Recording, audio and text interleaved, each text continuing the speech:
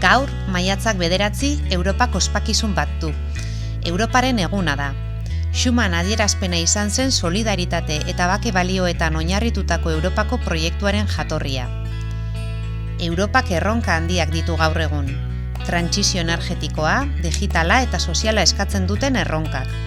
Etorkizunerako begirada ausarta behar da sortzen ari den mundu berrian kontinente zaharrak lekua har dezan. Balioetan, lehiakortasunean eta gizarte kohesioan oinarritutako begirada.